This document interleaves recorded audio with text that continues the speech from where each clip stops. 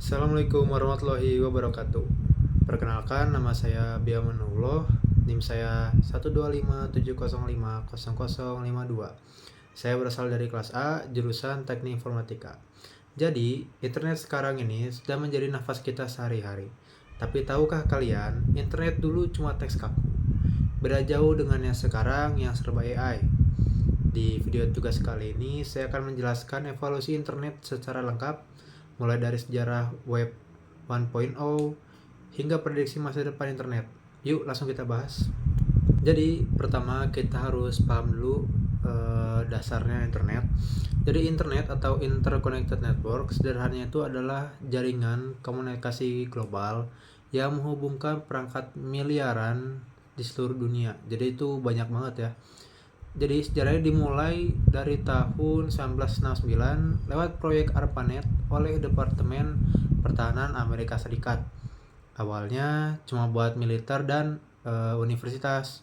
Ada di tahun 1989 titik baliknya itu ketika tim Berners-Lee menemukan World Wide Web atau WWW. Inilah yang mengubah internet dari sekedar kode rumit menjadi halaman web yang bisa diakses manusia biasa. Sejak saat itu, evolusi internet berjalan dengan sangat cepat. Oke, sekarang kita masuk ke fase pertama yaitu Web 1.0. Jadi ini terjadi ketika awal tahun 90-an sampai awal 2000-an. Sering disebut sebagai read-only web atau web statis. Nah, kenapa itu statis? Karena di era ini pengguna internet cuma bisa membaca informasi. Jadi kita gak bisa nge-like, gak bisa komen, apalagi nge-upload video maupun foto.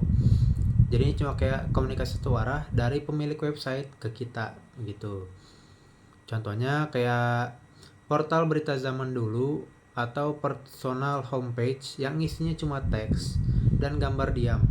Mirip banget kayak kita lagi baca koran versi digital.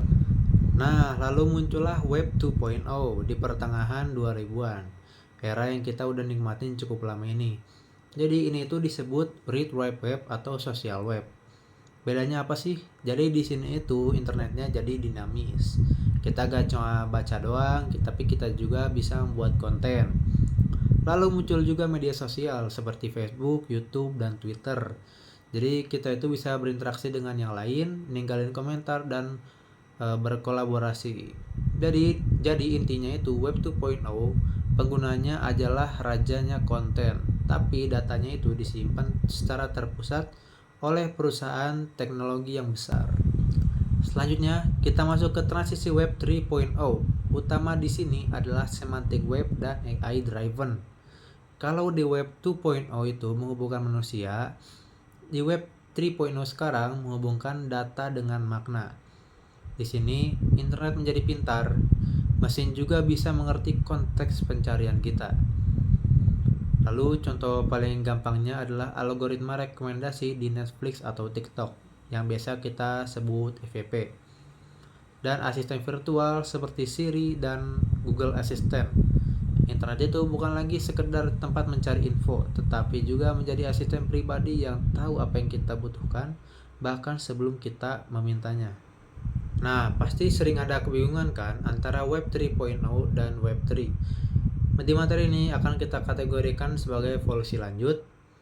Jadi fokus utamanya adalah di desentralisasi. Kalau di Web 2.0 data kita dipegang oleh perusahaan besar. Di era Web 3 ini kepemilikan data kembali ke pengguna lewat teknologi yang namanya blockchain. Ini melahirkan konsep cryptocurrency, NFT, dan smart contract.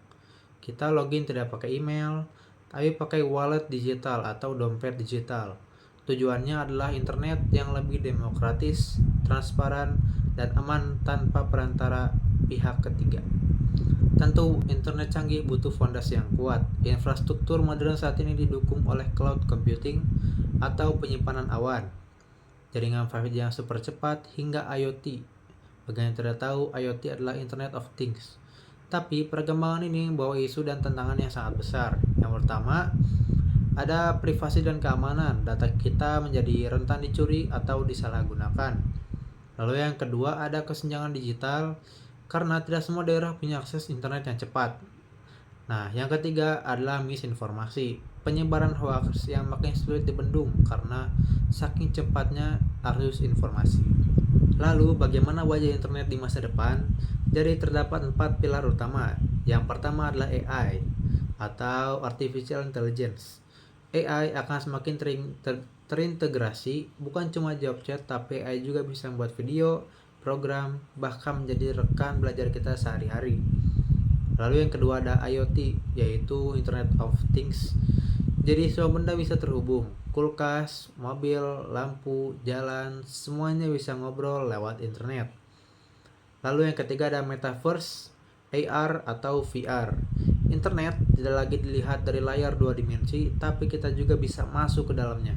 Kita bisa kuliah, kerja, atau main di dunia virtual 3 dimensi yang imersif.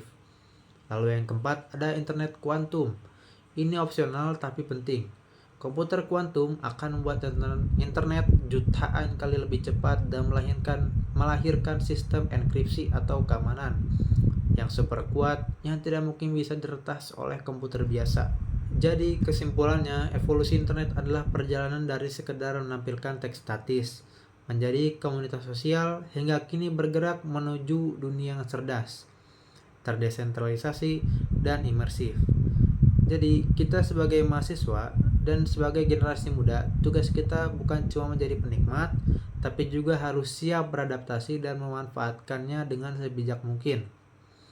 Sekian penjelasannya dari saya mengenai evolusi internet. Semoga bermanfaat dan menambah wawasan teman-teman semua. Terima kasih dan maaf apabila ada salah kata. Wassalamualaikum warahmatullahi wabarakatuh.